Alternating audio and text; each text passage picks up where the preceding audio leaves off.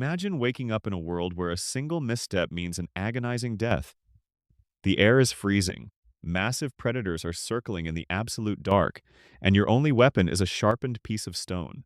You have no smartphone, no emergency dial, no internet to cry for help. In this brutal Ice Age nightmare, if you are alone, you are already dead.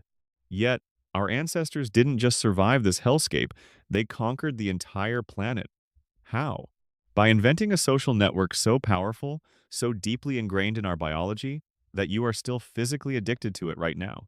The original internet wasn't built with fiber optics, it was built with fire, blood, and a chemical cocktail in the brain. For decades, popular culture has painted a profoundly inaccurate picture of prehistoric humans. We are told to imagine grunting, solitary brutes, wandering the desolate tundra and clubbing each other over the head for scraps of meat. But modern archaeology and evolutionary neuroscience tell a completely different, almost terrifyingly sophisticated story. To understand how ancient humans connected without a digital grid, we have to travel back over 400,000 years. Long before the first word of written history was ever recorded, our ancestors made a discovery that would permanently alter the trajectory of human evolution. They didn't just find a tool, they engineered the very first social platform. They tamed fire. Now, we usually think of fire purely as a utilitarian tool, a way to cook meat or keep the freezing cold at bay. And while it is true that cooking food gave our bodies the massive calorie surplus needed to grow our exceptionally large brains, the true magic of the hearth happened entirely in the mind, and it happened after the sun went down. Think about a world before artificial light. When darkness fell over the African savanna or the European steppes, the prehistoric world was pitch black and teeming with monsters. You couldn't forage for berries. You couldn't hunt. You were trapped in a tiny, illuminated radius. The campfire became the absolute center of the universe. It extended the day, forcing early humans to sit face to face for hours on end, night after night, in close physical proximity. This was humanity's first chat room. Around these flickering flames, a profound psychological shift occurred. Without the distraction of physical labor, our ancestors began to use their newly enlarged brains for something entirely unprecedented: complex social exchange. Evolutionary psychologists believe this is exactly where intricate language exploded. Around the campfire, hunters shared critical survival data: the shifting migration patterns of mammoth herds, the hidden location of a freshwater spring, or which strange new berries would stop a man's heart in seconds. But they didn't just share geographical data. They shared the ultimate survival code. They shared gossip. We tend to view gossiping as a toxic, frivolous modern habit, something reserved for tabloids and high school cafeterias. But in the Stone Age, gossip was a high-tech survival mechanism. According to the social brain hypothesis proposed by anthropologist Robin Dunbar, the size of our neocortex is directly linked to the size of our social groups. Humans are wired to maintain stable relationships with about 150 people. But how do you keep track of who is an ally, who is a cheat, and who is a coward when you can't be everywhere at once? Gossip was the prehistoric algorithm. In a tribe of 50 to 100 people, knowing who was hoarding their food, who was secretly sleeping with whom, and who was the most reliable hunter was a matter of life and death. Gossip sorted out the social hierarchy, built trust, and identified threats from within. By constantly talking about people who weren't physically present, humans developed the astonishing cognitive ability to imagine concepts that didn't physically exist, a monumental leap in brainpower that eventually laid the groundwork for religion, laws, and nations. But what happens when you need to connect with someone completely outside your tribe? What happens when a severe winter wipes out your valley's food supply, and your survival depends on the mercy of total strangers living hundreds of miles away? This brings us to the prehistoric equivalent of a friend request, and it was incredibly dangerous. Imagine you are an Ice Age hunter. You are tracking a herd across a desolate, snow-blind valley, and suddenly you encounter another group of heavily armed humans. They speak a different guttural dialect. They wear different animal skins. They worship different mountain spirits. By all laws of nature and animal territoriality, this should instantly end in a bloody slaughter.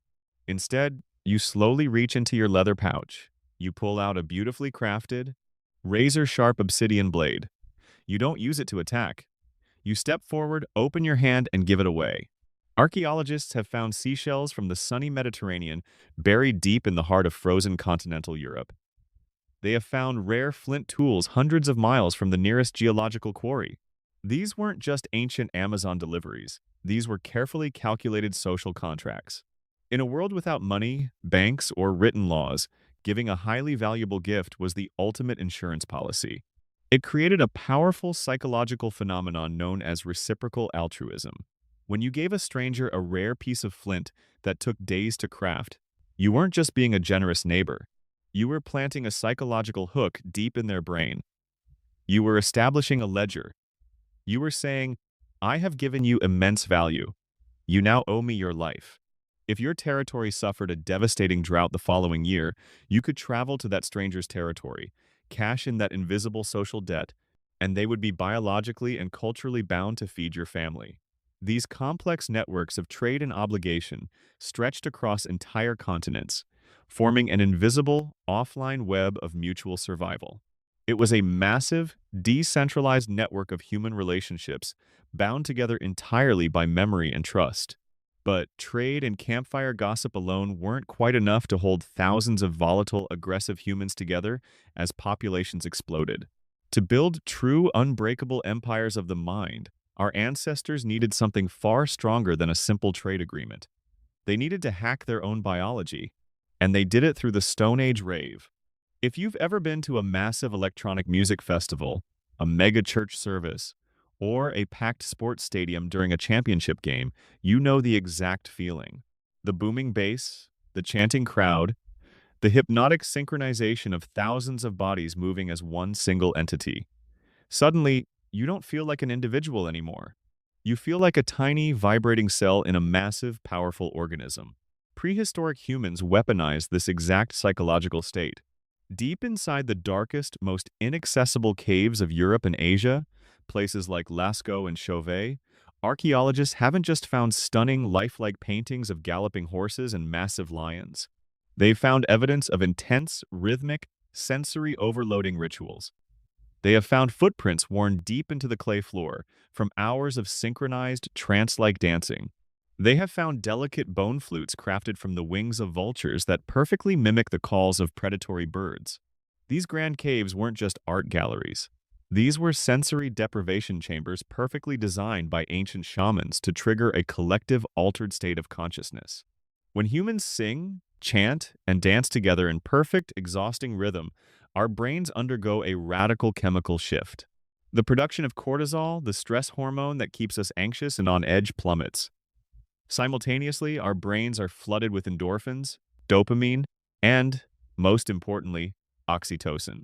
Oxytocin is frequently referred to as the love hormone. It's the powerful chemical that bonds a mother to her newborn child.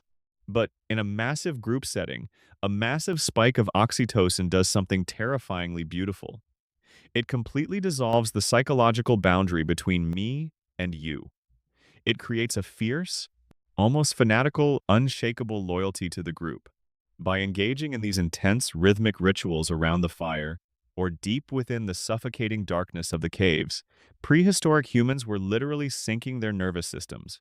They were manually reprogramming their brains to view total strangers as literal brothers and sisters.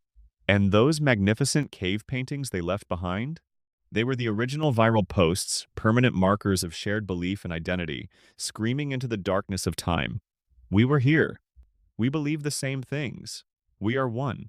But this network was not just about survival of the fittest. It was about survival of the most compassionate. In 1957, deep in the Shanidar cave in modern-day Iraq, archaeologists made a discovery that brought them to tears. They uncovered the fossilized remains of a Neanderthal man known as Shanidar I. This man had lived a brutal life. A massive blow to his skull had left him blind in one eye. His right arm was withered, fractured in multiple places, and amputated above the elbow. He suffered from severe arthritis and was likely deaf.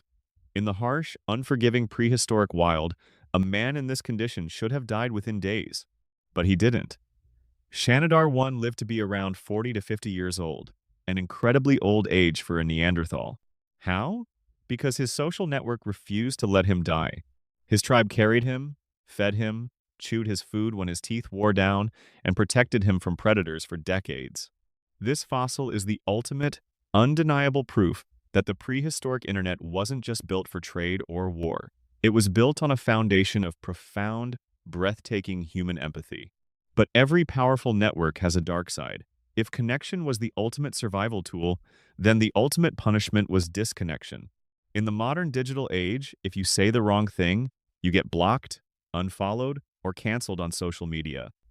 It hurts your ego, but you wake up the next day and move on. In the prehistoric world, getting canceled was a literal agonizing death sentence. If you broke the sacred rules of the tribe, if you stole precious food, or cowardly abandoned a hunt, or betrayed an ally, there were no stone prisons to hold you. Instead, you faced the most terrifying fate an ancient human could possibly endure: permanent exile. Being cast out of the social network meant losing your access to the fire. It meant losing your physical protection from the saber-toothed cats and dire wolves. It meant facing the brutal, freezing, merciless world entirely alone.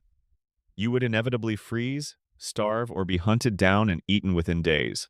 This is the exact reason why, hundreds of thousands of years later, you still care so deeply, so painfully, about what other people think of you. Have you ever felt a sudden, crushing spike of anxiety when you walk into a room full of strangers? Have you ever felt your heart race and your stomach drop when you post a picture online and it gets 0 likes? Have you ever been absolutely terrified of public speaking? That is not a modern psychological weakness. That is your ancient survival software running in the background. Your brain is desperately trying to keep you safely inside the tribe. On a deep subconscious biological level, your nervous system still truly believes that if these people reject you, the predators hiding in the dark will eat you alive. We are not just social creatures. We are a species entirely engineered for connection. So, the next time your Wi-Fi router blinks red, you lose your signal, and you feel that sudden, strange, momentary panic. Remember this: the internet didn't invent the human need to connect. It simply capitalized on it. The deepest, most powerful network on planet Earth isn't running through fiber optic cables at the bottom of the ocean. It's running through your veins. Here on Primal Cipher, we don't just look at history. We decode the hidden forces that built humanity. The ancient world wasn't a primitive wasteland. It was an absolute masterclass in psychological survival. Our ancestors manipulated fire, biology, empathy, and trust to conquer the globe without a single microchip. But if their methods of biological connection were so incredibly brilliant, it begs a truly terrifying question. Today, as we surrender more and more of our relationships to cold glass screens, artificial intelligence, and algorithmic feeds, are we evolving into something greater? Or are we slowly unplugging from the very biological network that made us human in the first place? We'll dive into the terrifying psychology of digital isolation and what it's doing to your brain in the next video. Hit that subscribe button so you don't miss it.